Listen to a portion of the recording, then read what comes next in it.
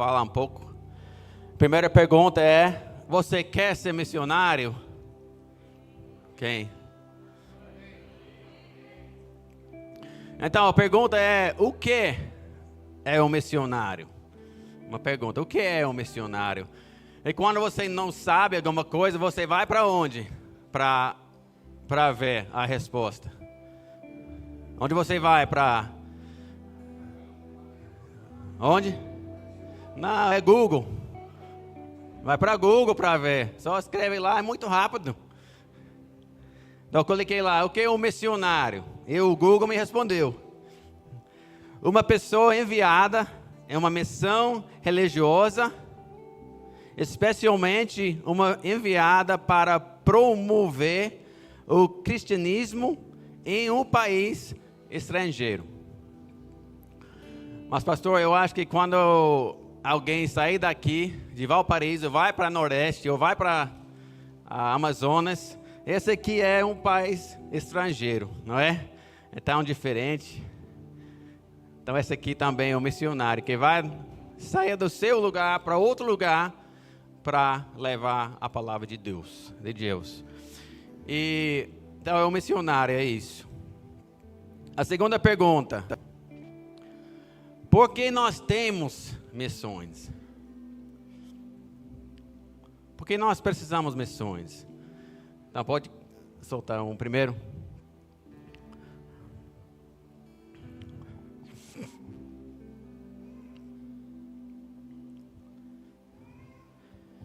Missões existem porque a adoração não está acontecendo.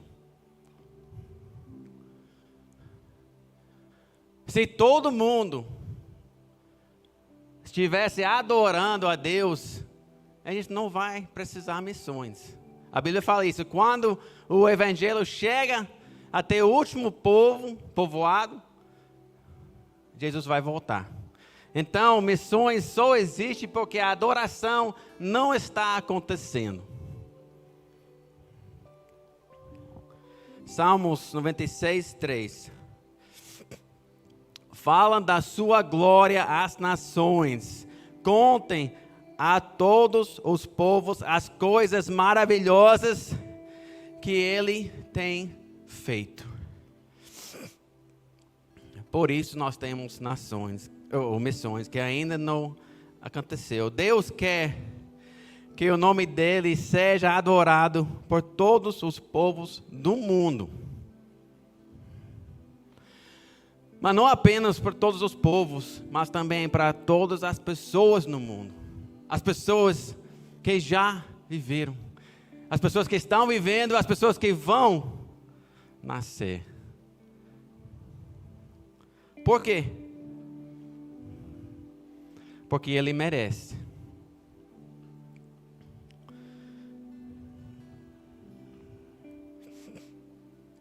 Por isso nós temos missões. Pessoas falam: não, que eu vou fazer missões porque eu amo as pessoas. Rapaz, eu te confesso, às vezes eu não amo, não.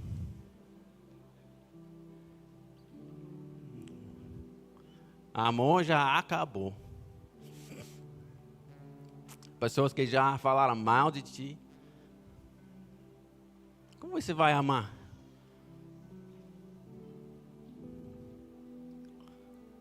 Mas se aquela pessoa não está adorando a Deus, eu vou lá. Porque ele merece. Rapaz, eu não amo não. Mas você deve adorar.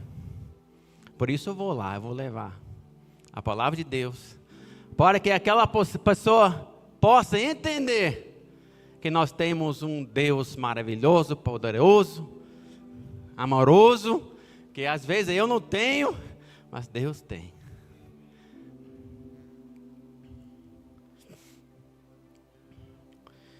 Então hoje eu quero falar um pouco, alguns versículos que estão difíceis para mim. Na verdade eu não quero falar, mas eu sinto que Deus está querendo falar conosco.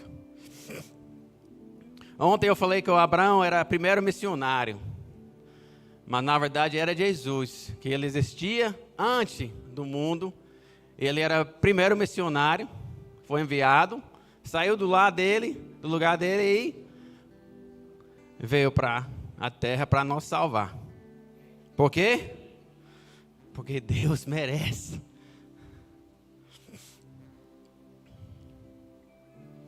Mateus 12, 14. Eu falei com Lindimar, não sei se ele está mais. Então está errado aqui. Que eu falei para ele, tantos versículos que você poderia pegar hoje e você pregou a mesma mensagem que eu ia pregar, rapaz. Já pensou, pastor?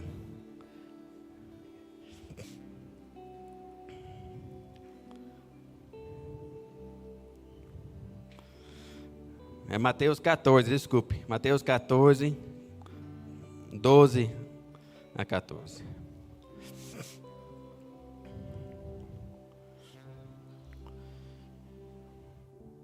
Então, os discípulos de João vieram. Levaram o corpo dele e o sepultaram. Depois foram contar isso a Jesus. Ao saber o que havia acontecido, Jesus saiu dali no barco e foi sozinho para um lugar deserto. Mas as multidões souberam onde ele estava, vieram dos seus povoados e o seguiram por terra. Quando Jesus saiu do barco e viu aquela grande multidão, ficou com muita pena deles e curou os doentes que estavam ali. Quando Lindimar começou a pregar e colocou esse versículo, falou com minha esposa, eu não acredito. Eu acho que Deus quer falar que quando você tem uma criança, ela não está obedecendo, você vai o quê? Você vai falar não. Se ela faz, você vai o quê? Não. Vai repetir. Então, eu acho que alguém aqui precisa entender alguma coisa hoje, porque Deus está repetindo a mesma mensagem.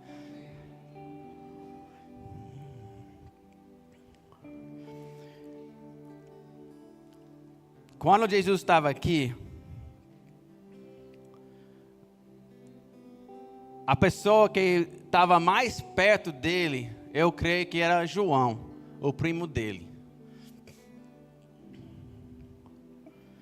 Antes eles nasceram, eles já conheciam. Porque Maria chegou lá e o João pulou na barriga. Quando Jesus chegou. Então a pessoa mais perto que Jesus, não sei se eu posso falar, mais amava, era João, o primo dele. E os discípulos chegaram lá e falaram, seu primo morreu.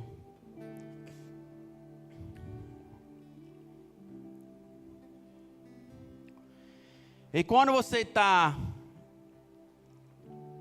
na situação muito difícil, você quer ficar perto dos seus amigos. Então outra pessoa que era mais perto de Jesus era o pai dele. E quando essa notícia tão ruim chegou, Jesus queria ficar com quem? Com o pai dele. Onde ele foi? Foi para ficar com o pai dele. O momento mais difícil, não sei se é mais, mas é muito difícil na vida dele, na vida de Jesus aqui na terra. Ele queria ir para o pai dele, para ficar com o pai dele.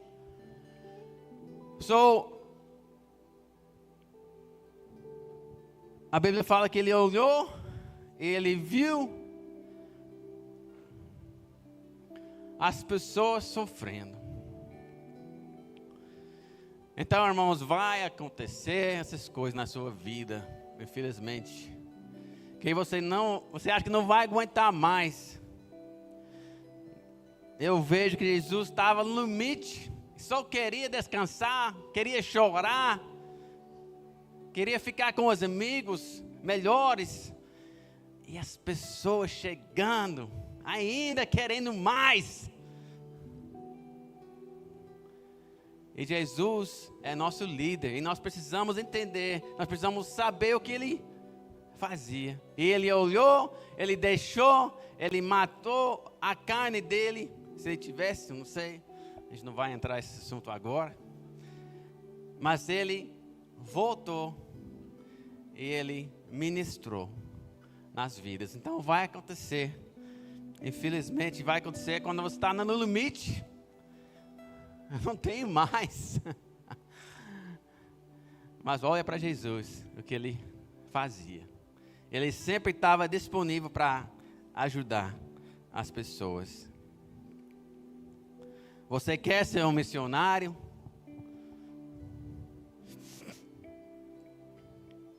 Em 1820, mais ou menos, tinha um missionário chamado William Milne. 1820, poucos anos atrás. Esse homem, ele fazia parte de um grupo de missionários que chamados missionários unidirecionais, ou missionários só mamão. O que é isso? Eles apenas iam e nunca mais voltaram.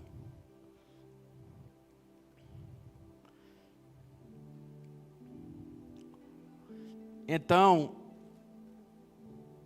a história fala que, em vez de arrumar as malas deles, eles colocaram as coisas deles em caixões. Já pensou?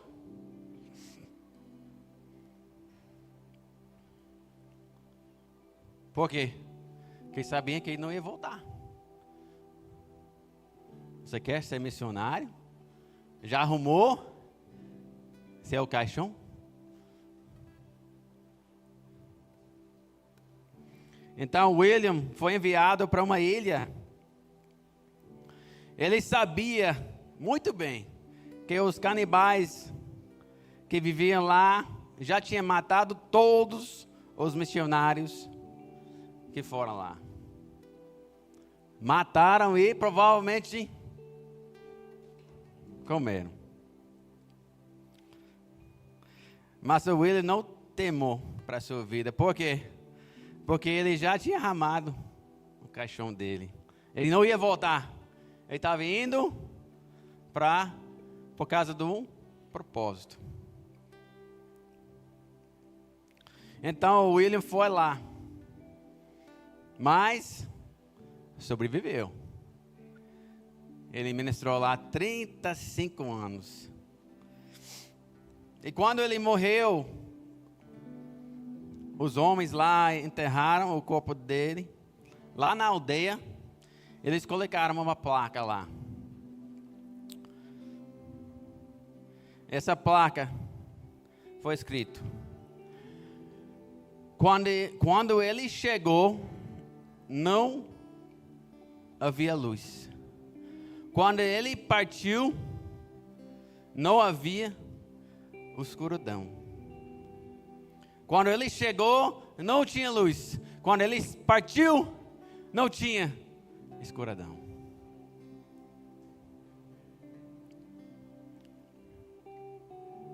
Quando você morrer, o que as pessoas vão falar sobre sua vida? Ah, foi um homem rico. Meu Deus, tinham 2 carros. A mulher muito bonita, sempre estava tudo arrumado. Ou eles vão falar: quando ela chegou, não tinha luz. Quando ela saiu, não tinha escuridão. Quando ele chegou na faculdade, não tinha luz. Mas quando ele se formou, não tinha escuridão. Quando ela foi para uma empresa, não tinha luz. Mas quando ela saiu, não tinha escuridão.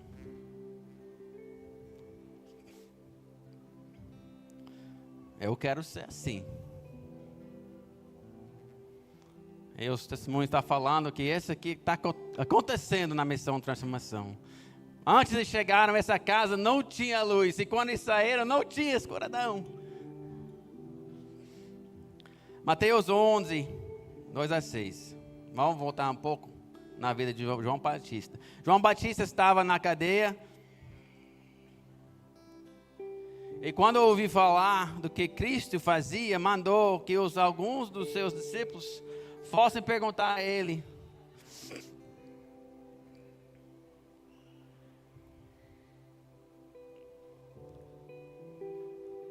O Senhor é aquele que ia chegar? Ou devemos esperar outro? Jesus respondeu: voltem e contam a João o que vocês estão ouvindo e vendo. Digam a ele que os cegos vêm, os coxos andam, os leprosos são curados, os surdos ouvem, os mortos são ressuscitados e os pobres recebem o evangelho. E felizes são aqueles que não abandonaram a sua fé em mim. Eu confesso, essa passagem é muito difícil para mim.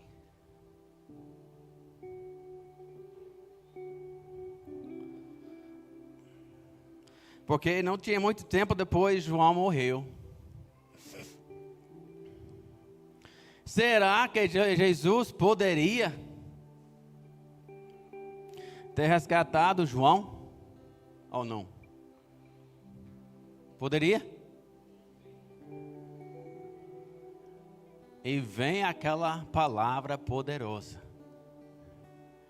Mas ele não fez. Ele não tirou João. Mas ele resgatou do inferno. Você quer ser missionário? João veio, anunciou e morreu. Até ele falou, hoje ele leu o jeito que João foi matado. Horrível. Ontem minha esposa falou um pouco sobre nossa jornada. Chegamos em Campinas em 2013. A gente estava no Brasil há menos um ano. Minha mãe tinha câncer.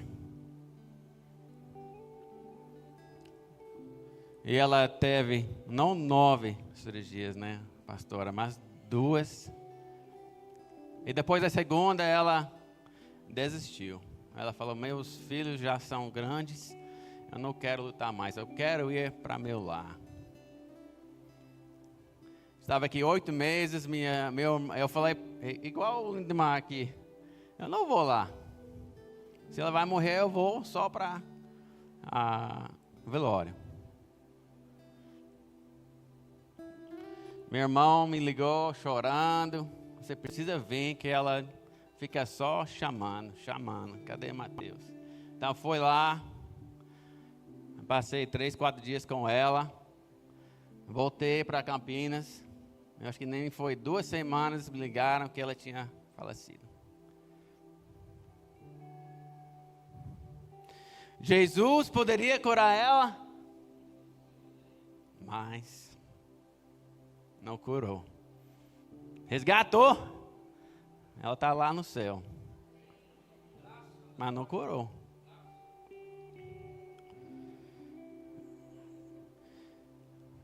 Então, mais 2 anos atrás, eu fui para os Estados Unidos para resolver algumas coisas. E eu ia ficar lá só uma semana. Meu pai sabia que eu ia estar lá. Ele falou: Mateus, você pode me levar para uma consulta que vai cair esses dias que você está aqui? Eu falei: com certeza, que privilégio, que eu estou aqui 10 anos no Brasil, eu não tenho esse privilégio. As pessoas que não moram perto dos pais, você sabe que às vezes você não tem esse privilégio de ajudar, mas essa vez eu consegui, eu vou levar ele, né? Quero servir meu pai, queria servir. Foi lá. E foi para a casa dele. A gente estava indo para o hospital. Da casa dele até o hospital é 17 minutos, mais ou menos. Quando nós andava mais 5 minutos, ele falou: Mateus, eu não estou sentindo bem. Eu falei: tá bom, papai, mas a gente pode voltar. Como minha esposa falou, nós fomos criados no campo. A comunidade onde eu fui criado tem 3 mil habitantes. 3 milhões não, 3 mil habitantes. Então não tinha hospital, não tem hospital, mas tem um posto. Eu falei: papai, você quer que eu volte? A gente pode ir para o posto de saúde? Não, é rapidinho. Em 10 minutos, meu pai faleceu. No carro comigo, um ataque de coração.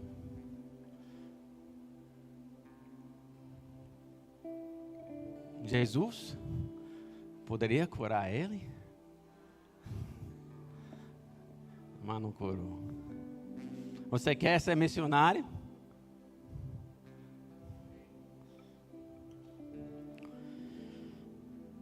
Ontem eu mostrei um vídeo de aviação. Alguém lembra o vídeo, né? Eu queria mostrar onde a gente mora.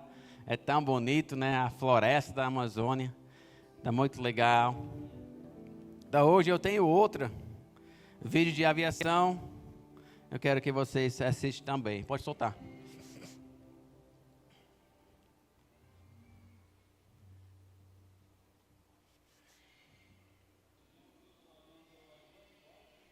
Mais alto.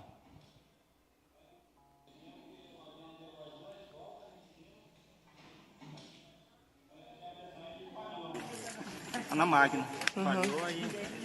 Na mesma hora nós vimos de Apachá direto. Aí escutemos o barulho. Aí nós rapidinho, pulemos no rabeto, numa canoa e atravessamos e viemos procurar. Nós chegamos e estava aí. Aí nós tiramos. E um quebrou sua perna, em 2 partes, ele falou. Aí nós ajudamos eles aí. Aí nós pedimos resgate. Aí o menino saiu e nós ficamos aqui parados, aí, conversando com ele. Estava voltando para Itapetiada hoje e tinha uma tempestade e nós precisamos pousar. Quando eu vim para pousar, eu vi várias canoas, não? Então nós fizemos uma volta e o motor falhou.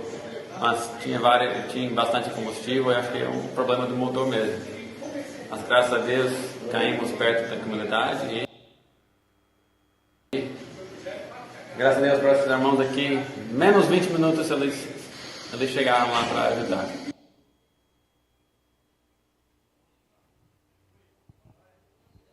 Quem quer voar comigo?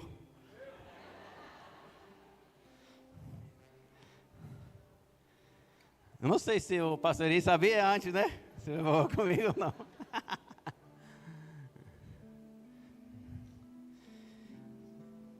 E nós pousamos forçado, né? Eu falei aí que eu caí, mas não estava verdade não. Pousei forçado. Eu saí andando. O pastor que estava comigo, infelizmente, quebrou a perna dele.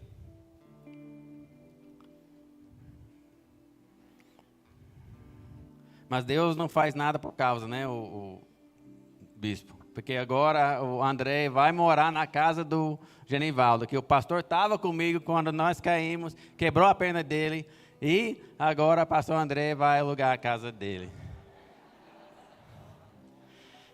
Que ele ainda é meu amigo.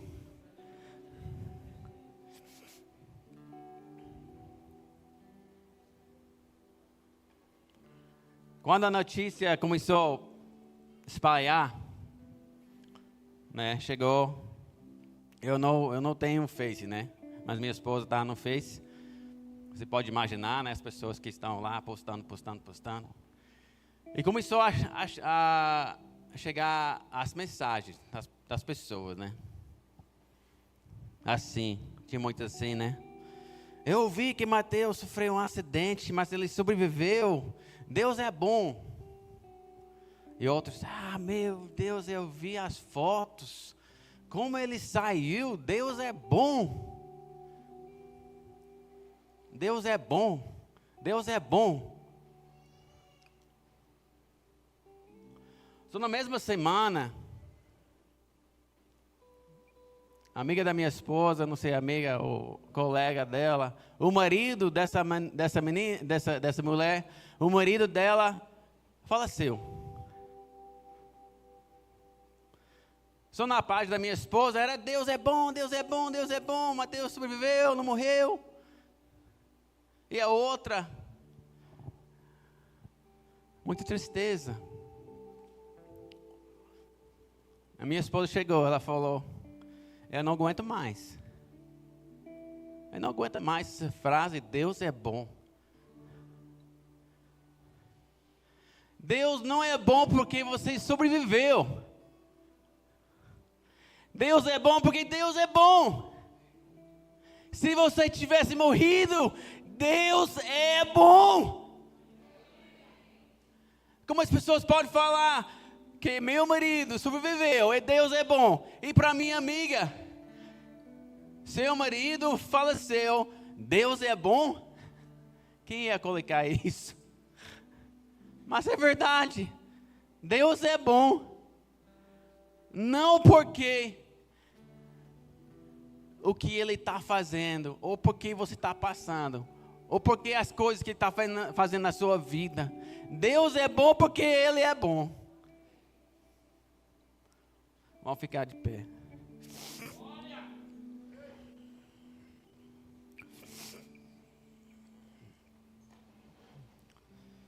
Me desculpe que eu trouxe uma mensagem dessa hoje ao almoço. Mas eu quero deixar bem claro para vocês que Deus é bom. Talvez você está passando uma situação que é muito difícil. Eu não sei se Deus vai te tirar. Eu não sei se seu primo vai morrer. Eu não sei se seu pai vai morrer. Mas eu sei que Deus é bom. Eu não sei se você não vai conseguir amar as pessoas.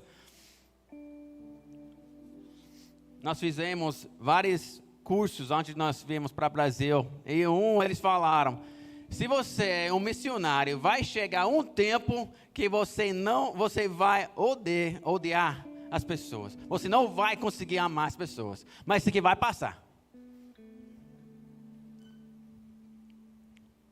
Então, vai ter dias que você não vai conseguir amar.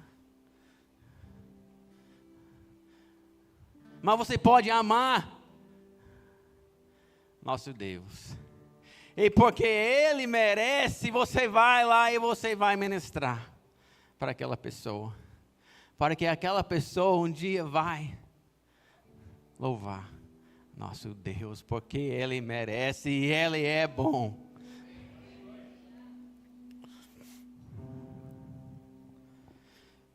Deus, obrigado, Pai, que o Senhor nos trouxe aqui. Mas mais que o Senhor nos salvou. Deus, eu quero orar para as pessoas que estão agora numa situação que acho que não tem uma luz, mas o Senhor é. Talvez já passaram muitos anos, e não estava vendo nada, mas o Senhor é bom. Deus, eu quero orar para as pessoas que estão sentindo um chamado para ir. O Senhor, eu creio que o Senhor está preparando, não só eles, mas está preparando o lugar onde eles vão. Em nome de Jesus.